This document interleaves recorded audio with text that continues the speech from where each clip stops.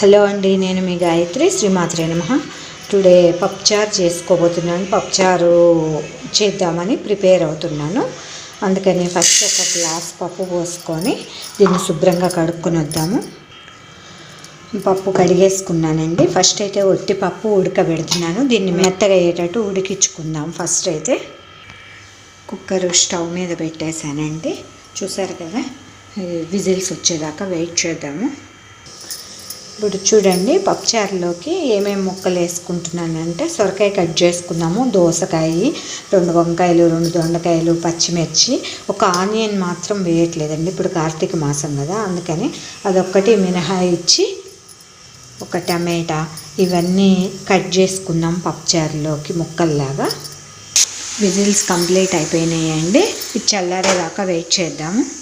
నేను ఏమేమి కూరగాయలన్నీ వేయాలనుకున్నానో అన్నీ కట్ చేసి బౌల్ నిండా పెట్టుకున్నానండి. మనము కుక్కర్ చల్లారేదాకా వెయిట్ చేయాల్సి ఉంటుంది. చల్లారిపోయింది, చూసారు కదా, పప్పు ఉడికింది. దీన్ని ఒకసారి మ్యాషర్తో ఇట్లా అందాము. లేకపోతే పప్పుగానే ఉంటుంది. మనము అట్లానే వదిలేస్తే పప్పుచారు చేసినా కానీ ఉడికినంది బాగా మెత్తగైనంత వరకే వాటర్లో కలుస్తుంది. మళ్ళీ పప్పు కనిపిస్తుంది. అందుకని లైట్గా ప్రెస్ చేసుకుందాము. ఇప్పుడు ఈ ముక్కలన్నిటినీ దీంట్లో వేసుకుందామండి. నేను ఏ విధంగా చేస్తున్నానో చూడండి. ఇది నాకు సింపుల్గా అనిపిస్తుంది, అందుకని నేను ఈ విధంగా చేస్తాను. మీరు ఎట్లా చేస్తారో నాకు కామెంట్ చేయండి. నా వీడియోలు మీకు నచ్చినట్టయితే please like, share, comment, please subscribe. నేను ఆల్రెడీ తీసి పెట్టుకున్న చింతపండు వాటర్ అవి ఉన్నాయండి. అవి పోస్తే ముక్కలకు కూడా కొంచెం ఉడికిచ్చేటప్పుడు పులుపు అంటుతుంది. నేను తీసి పెట్టుకున్న చింతపండు పులుసు ఒక బాక్స్లో పెట్టుకొని ఆల్రెడీ తీసి పెట్టుకొని ఫ్రిడ్జ్లో పెట్టుకున్నాను.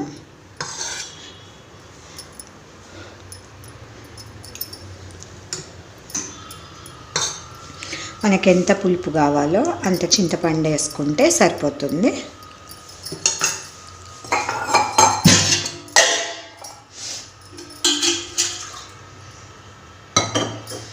అట్లనే ఇప్పుడు దీంట్లో కొన్ని వాటర్ పోసుకుంటున్నానండి.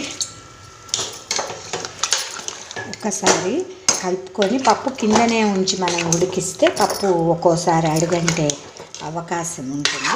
అందుకని కొద్దిగా పైకి కిందకి కలుపుతున్నాను.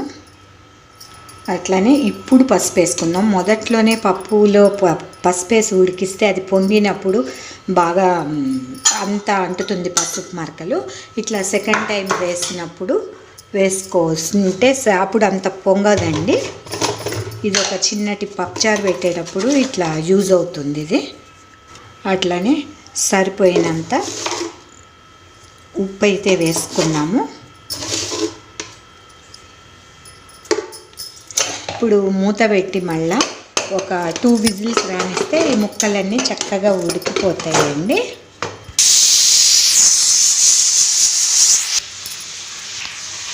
ఇప్పుడు మూత తీద్దామండి. వేడి ఆవిరిలో ఇవన్నీ ఉడికిపోయినాయి. ముక్కలు కూడా, పప్పుచారుకి ముక్కలు మంచిగా ఉడికితేనే పప్పుచారు బాగుంటుందండి.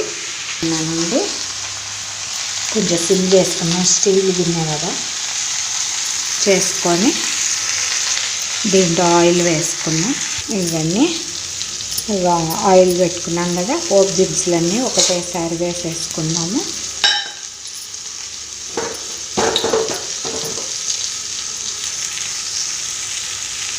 ఇది కొంచెం చిటపటలాడాలి. దీంట్లో కరివేపాకు, ఇంగువ కొంచెం,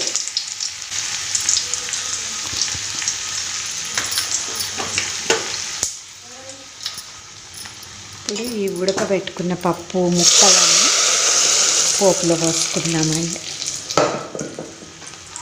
కమ్మటి వాసన వస్తుంది. వీడియోలో తెలియదు కానీ ఇంగు వేసాం కదా. ఇప్పుడు మనం ఇందాకన పులుపు, ఉప్పు అన్నీ వేసుకున్నాం కదా, ఆ చిక్కగా ఉన్నదానికి అవసరమైనంత వాటర్ అడ్జస్ట్ చేసుకుందామండి. ఎందుకంటే చింతపండు ముందే గుజ్జులాగా వేసుకున్నాం కదా, పులుపు ఉంటుంది. చూడండి, అన్నీ కంప్లీట్గా అవసరమైనంత వాటరు, కొంచెం పులుపు తక్కువైనా ఈ టైంలో అడ్జస్ట్ చేసుకోవాలండి. ఉప్పు అన్నీ వేసి అడ్జస్ట్ చేసుకొని ఒకసారి మసాలా పెట్టుకుంటే ఇది కొంచెం వేడై మరిగేదాకా చూద్దాము. ఇది పప్పుచారు అన్నీ సెట్ చేసామండి. మసిలిపోతుంది. కారం సరిపడినంత కారము, అలానే కొంచెం ధనియాల పొడి వేసుకుంటున్నానండి, కొంచెం జీలకర్ర పొడి, ఈ ఫ్లేవర్స్. అలానే కొంచెం మెంతి పొడి కూడా వేస్తున్నా అండి, మంచి ఫ్లేవర్ ఉంటుంది మెంతి పొడి వేస్తే. ఇప్పుడు ఇవన్నీ వేసి కలుపుకుంటే ఇది రెడీ అయిందండి. కొత్తిమీర ఉంటే వేసుకోవచ్చు, బట్ కొత్తిమీర నా దగ్గర లేదు ఇప్పుడు ప్రజెంట్. అందుకని ఇంతటితో నేను ఏ విధంగా పెట్టుకుంటానో అట్లా మీకు పెట్టి చూపించాను. అడ్జస్టబుల్ అంటే ముక్కలు ఉడకాలంటే బయట లేట్ అవుతుంది కాబట్టి అట్లా ఉడకబెట్టుకొని ఇట్లా చేసేసుకున్నాను. మీరు ఎలా చేస్తారో కామెంట్ చేయండి.